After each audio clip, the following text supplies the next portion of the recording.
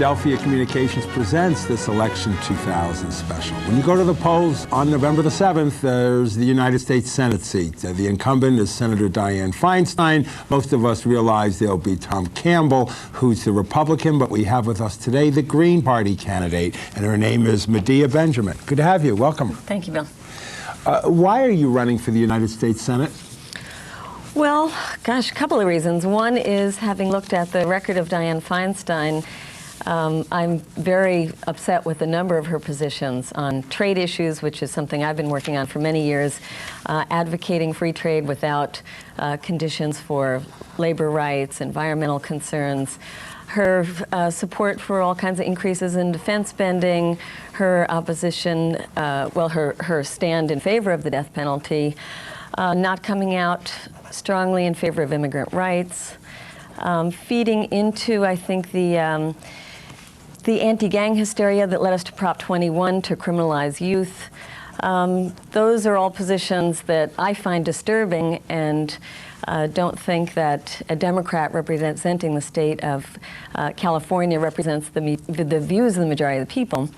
And then looking at it in the broader perspective, I'm somebody who's traveled around the world observing elections in countries all over the world. Well, tell us who Medea Benjamin is. Tell us about your background and your qualifications, who you are. We don't know you. Well, I'm a human rights activist for 25 years. I started a group called Global Exchange, which is based in San Francisco. And we look around the world, get U.S. citizens involved in global issues. We have been very involved in looking at U.S. corporations overseas, trying to make sure they treat the workers and the environment well. We look at how the disparities in income between the rich and the poor, whether it's on the global level or on the domestic level or here in the state of California, the kind of problems that brings to us as a society and how we can lessen those inequalities. And I look at the world with a large view and say, here we are at a time in history when we have more capacity than we've ever had in humankind to generate wealth and to solve environmental problems, and yet we have more income inequalities and greater environmental devastation than ever before.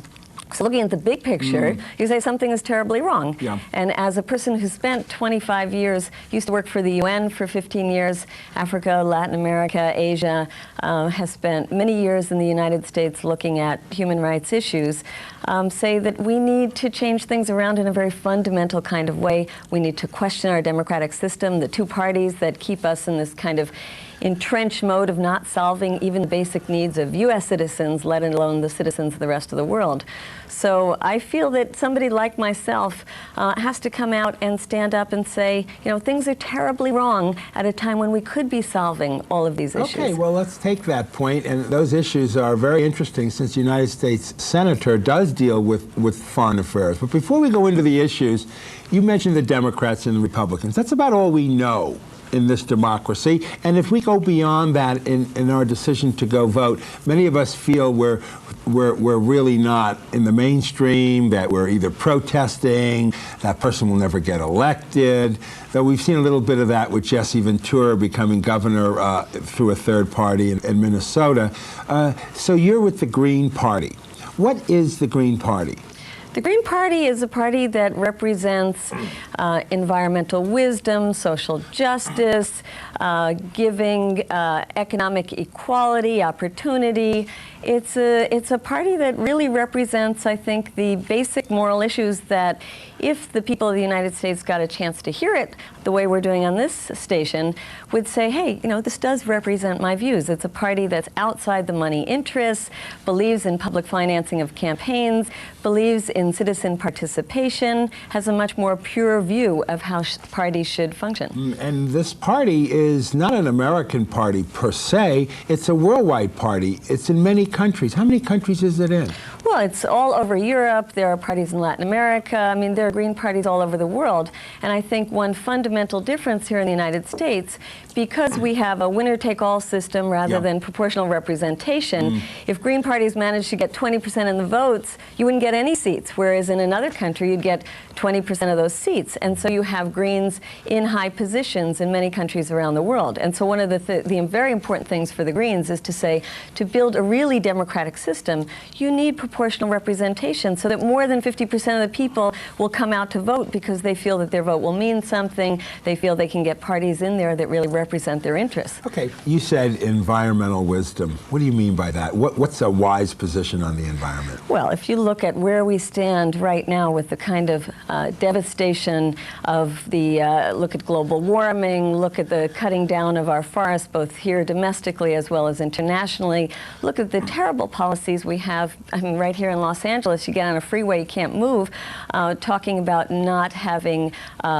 public transportation that's so good that you want to not have a car, looking at the way that we could be living our lives in actually a much more environmentally sound as well as a more sustainable kind of way. This is what the Green Party stands for. Okay, now Ralph Nader has said that one of the reasons we have this gridlock in Los Angeles, he proposes, is that the automobile manufacturers and the gasoline companies want us to be in those cars, and so they've stymied as a special interest any real meaningful public transportation reforms. Do you agree with that? Oh, totally. In fact, you know, you look at how the public transportation system in the 1930s was destroyed by the car industry and the oil industry, and how the kind of effort we have to put in now to get good public transportation, we're fighting the auto companies. And I think that goes back to the two-party duopoly we have, that anytime there is this gridlock, whether it's getting universal health care, decent public transportation, getting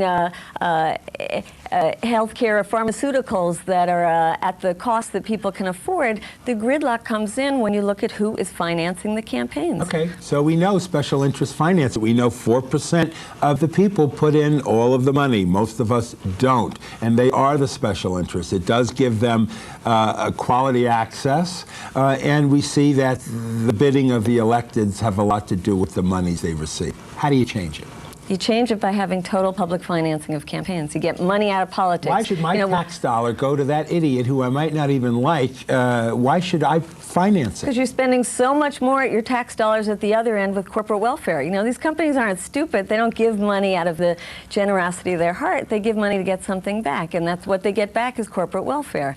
And you have hundreds of millions of dollars that we as taxpayers are spending on corporate welfare. Put a little bit of money in the front end, which would be maybe $3 per person, and you'll save a lot of money at the other end, and you'll have a more democratic, less corrupt system that people will want to participate in. Well, saying that, how do you determine who gets your money, your tax dollar? I mean, is it just Joe Schmo who gets up there and says, I'm a candidate, and then he gets funding? Will there be thresholds or formulas? Yes, I think, you know, we can look around the world. There are many countries where you have a 5% threshold, which seems a reasonable one. Certainly you need some kind of thresholds, but you look around the world, and countries that have public financing of campaigns have a cleaner, more democratic, more open system. But even saying that, I don't want to give my money to those broadcasters who have my airwaves, and they make a lot of money. They end up with these 30-second soundbite, big dollars in their pocket. Would you take my public money and give it to them to put on these 30-second spots? No, I say that it is our airwaves, and we should have free access to the airwaves.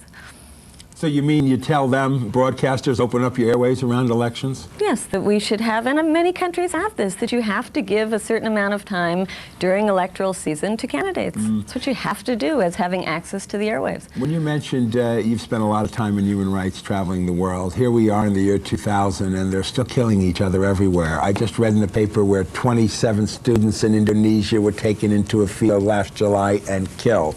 I just read again that Uganda and Rwanda are in a conflict situation. We see Milosevic still sitting there in Serbia. What is the role of the United States in the new millennium in terms of foreign affairs? Well, I think that rather than trying to be the policeman of the world, that we should build up the United Nations rather than tearing down the United Nations like we have been doing. I spent about 15 years working for the UN. I'm still an advisor to one of the UN branches, the UN Development Program. First of all, I think that if we put more of our resources into sustainable development, we would have less wars on the other side, because often wars are because of economic issues. If we as a country didn't prop up dictators like we did in Indonesia with General Suharto for 30 years, we wouldn't have the kind of upheaval that we're seeing in a country like Indonesia. But I do think that we should support the United Nations, and that questions of whether or not to intervene as peacekeepers should come through the United Nations. And I think the United States has to get out of this sort of anti-UN, because American people don't want to be the super cops around the world, want to be part of some larger system where other countries take their share and we work together as a global system. Well, saying that, people like Jesse Helms, Senator Helms, he says, no way would I delegate my power to the United Nations. It's filled with rogues. These are dictators. They suppress their own people. I don't want to give my power to them. They might do something to me. That's always been the American position, of our own arms and might rather than the UN. How do you deal with that argument? I think you deal with that argument when you get from the American people the sense that we don't want to be sending U.S. troops overseas. Very worried since the Vietnam Syndrome about U.S. troops being killed abroad. And also when you get a time in time of peace in the U.S. where we are still spending $300 billion on the military, to say that we could be taking lots of this money. In fact, many organizations, including business groups and retired generals, say that we could easily take a fifth of the Pentagon budget and put it into things like education and healthcare and still have very strong national security. But you do that at the same time as you build up the UN system. So I think the American people, Jesse Helms aside, American people would be very much in favor of cutting down the Pentagon, not being the cops around the world, not having U.S. troops stationed in 100 countries around the world, but really sharing this responsibility with the global community. Saying that, though, you know, they have been scaring us again, the Washington crowd has, saying they need to up the defense budget. They say that our men and women in uniform are underpaid and they're on food stamps. And then there's the threat of communist China and the missiles aimed at California and other places, that we need to have a missile defense system. So we need to put more money in defense, build the shield, I don't know if we can build it or not, and pay our troops more. How do you deal with that argument? First of all, to have a strong national security, you need to have a people that has access to all the basic needs. The fact that we're putting 51 cents of every dollar into defense and only 6 cents into education and 8 cents into healthcare is absolutely ridiculous. Building up a strong defense, you build up the U.S. internally. And then in terms of our position overseas, you know, we can annihilate the world many times over. We don't need the new incarnation of Star Wars, which is the missile defense system, another $60 billion that we want to waste on that. We antagonize people, our other countries overseas, by doing such things as this missile defense system, and then that's a justification for putting more money into the military. You mentioned Senator Feinstein and the death penalty. What's your position on the death penalty? I think the death penalty is obscene, and that any democratic nation should not be using the killing of people as a way to deter the killing of people. You look at the Europeans and they look at the United States and say, you know, what kind of uncivilized society is this? I know that in Italy they light up the Colosseum every time that someone's death sentence has been commuted, to show that they as a people are in favor of life, not in favor of death. But saying that, we Americans are fed up when he kills somebody, we put him in prison, and 6 years later, 8 years later, he's back out on the street, that, you know, we need to deal with these people. Yes, but it has been shown time and again that the death penalty is no deterrent to crime. And also now with DNA testing, we see the real possibility of killing innocent people. And you even have Republican governors who are saying we need a moratorium on the death penalty. So to have a Democratic senator who is not only in favor of the death penalty, but very vocally in favor, I think does a disservice. And I think in terms of the U.S. public, there's a general shift now away from the death penalty. When you mentioned immigrant rights, what do you mean by that?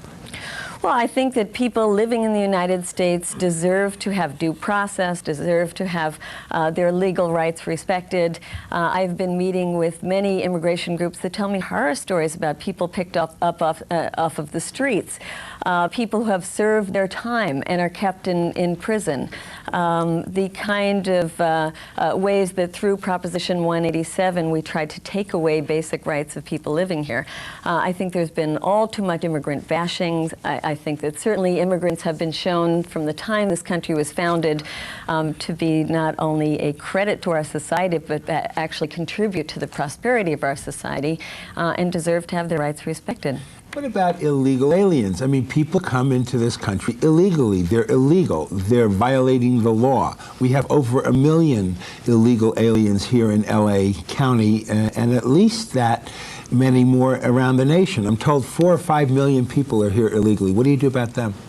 Well, there has been a sea change in people's feelings about this, from the AFL-CIO that used to say, you know, used to agree with build up higher fences and find more ways to keep people out, to recognizing that at a time when we have an unemployment rate of 3.9%, these people are performing necessary functions here and adding to the prosperity of our nation. So I believe that I believe in amnesty. I believe that people who are here and are working here and are contributing to the society should be made legal citizens so that they can continue to contribute to the society and are not harassed in their workplace and actually exploited in the workplace because of their illegal status. Saying that, though, the borders are open. I mean, millions and millions of more people will come here if they know they can get amnesty. Can we absorb all these people? Well, first of all, they're coming anyway, and second of all, being somebody who has spent much of my life overseas, including places in Central America and Mexico, I think we could make a great contribution to other societies by helping build up their economies so people don't want to come here. I travel often to places like Mexico and see workers who are working for U.S. companies at such low wages that they live in absolute misery and are forced to really try to find a better job and come to the border. They don't want to come here. They want to stay in their own countries. So I think we could do more to help build up good jobs overseas, pay not sweatshop wages, but living wages, and we would see less people wanting to come to the United States. You mentioned earlier in the special interest context healthcare and the amount of percentage money spent on healthcare. What's what would you do in the Senate on healthcare issues? Well, I think it's absolutely obscene in this country, the richest country in the world, that we have 44 million people who are uninsured, that we have about 30,000 people a month just in California who are losing their health care.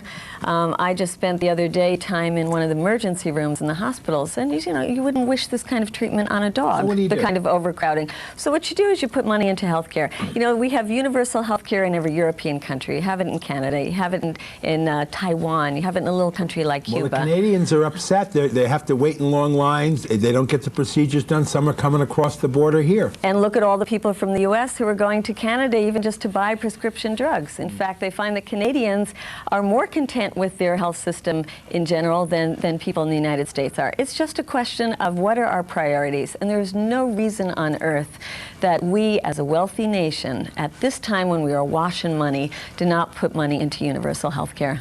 Speaking about money, we're spending 40 to 50 billion a year on the war on drugs, and we're involved in countries around the planet that deal with these drugs in guerrilla wars like in Colombia right now, and we're imprisoning our people. We have 2 million of our folks in prison, half of them drug-related issues. What do we do about the war on drugs? Well, first we say that the war on drugs has been an absolute disaster. That the money that we are now saying that we're going to send to Colombia, the $1.6 billion, will be an absolute disaster, will lead to, as we saw in the case of Central America and other places that we have tried this, more death, more destruction, and more drugs. It's not the way to end it. We have to look at the issue of treatment, an issue of prevention. We should take some serious looks at decriminalization and treat people who are on drugs as people who have an addiction problem rather than people who should be sent to prison. It's cheaper for us to do it, and it makes more sense in the long term. Look, we all like our votes to be worth something when we go to the polls. We want to participate, especially if we've registered and we're going to go vote. If we vote for you, we're throwing our vote away. You're not going to win, so why should we vote for you? Vote for me, and you're voting for a more democratic, open, interesting, creative system. You look around the world, countries that have multi-party systems, you have 60, 70, 80% of the people come out and vote. Half the people in the United States don't bother to vote. They're so apathetic about the Democrats and the Republicans. They see them as one party. You look at the young people between the ages of 18 and 24, 80% of them don't bother to vote. We have to build a real multi-party system where voices like myself, which I consider a voice of reason, let's change the priorities here in this country, get a chance to represent people. So think of it in the long term as building up the Green Party, building up alternatives, and creating a really multi-party democratic system. But realistically, how are you going to get your message out? We're a big state. How are you going to run an effective campaign? How are you going to get into debates? How will the people even know you exist, better yet, if they should vote for you? Well, you'd be surprised, Bill, about the kind of support that we've been getting, and this campaign is really just getting off the ground. One, people recognize I'm a serious candidate, that I have a long history of doing work on issues that a senator would work on, including foreign policy issues.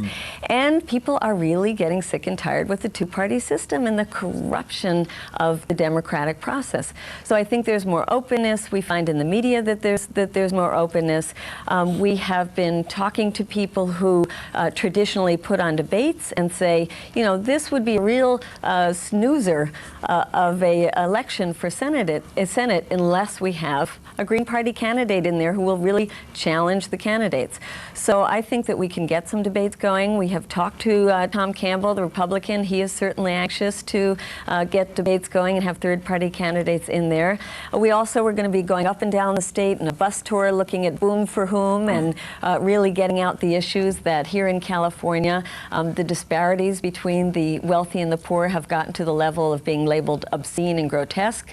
And I think this is something that the media is going to take interest in, because I don't think Dianne Feinstein is going to run much of an interesting campaign herself. You know, last week, the gay and lesbian transgender groups went to Washington. It's called the Millennium March for gay rights, both in the military and domestic partners, marriages. What's your take on the civil rights of gays and lesbians? Well, I think it's terrible at this country, at this point in our history, that we don't recognize the rights of gays to be married, that we don't give full liberties to gays. It's a personal choice, and we should recognize it as a personal choice and be totally respectful of people's personal choices. But saying that, what about the religious folks who feel it's a moral issue and that it's between men and women and not people of the same sex? How do you get them into the fold? You get them into the fold by education. I think that there are wonderful opportunities when people who are gay and lesbian get a chance to address people, and you see the kind of change. Oh, you're a gay lesbian, you sound like a normal person, you're a real couple, you've been together for 20 years, you love each other, you raise a family. It's more an issue of ignorance, and I find that when people get a chance to interact with others that they don't normally in their everyday lives get the chance to interact with, they start relaxing, they start getting a bit more tolerant, and I think that's the direction we have to move in. You know, one of the concerns people in the LA area having are over the police. There's a question of police abuse. The federal government is stepping in. Do you agree that the federal government should be stepping in? And how should we be treating our paramilitary, be it New York or Los Angeles or anywhere else in terms of the citizenry?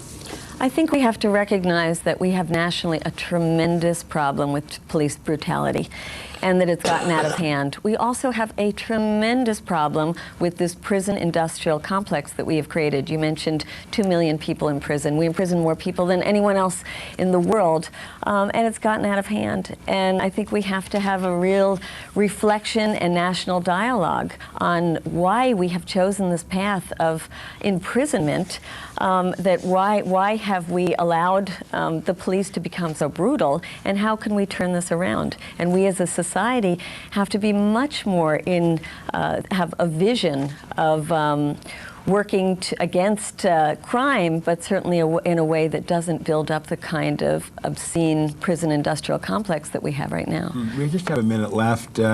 Education, a big issue. What do we do to improve our schools in California? Well, first of all, the fact that we are number 40 in the states in terms of spending per pupil in schools and number 1 in prisons is an indication that our priorities are totally wrong. The fact that you have such disparity still in the state between schools in poor communities and rich communities, where you have students that don't have access to AP courses that will get them into college. You have 20% of the teachers in the poor schools not even certified. So certainly we have to put more money into our school system, but also money into the poor areas of the state. Medea Benjamin, thank you for coming on and sharing your views, and best of luck in your campaign for the United States Senate. Thanks so much for having me, Bill. And I especially want to thank you out there for sharing your time with us. God bless you, and bye-bye.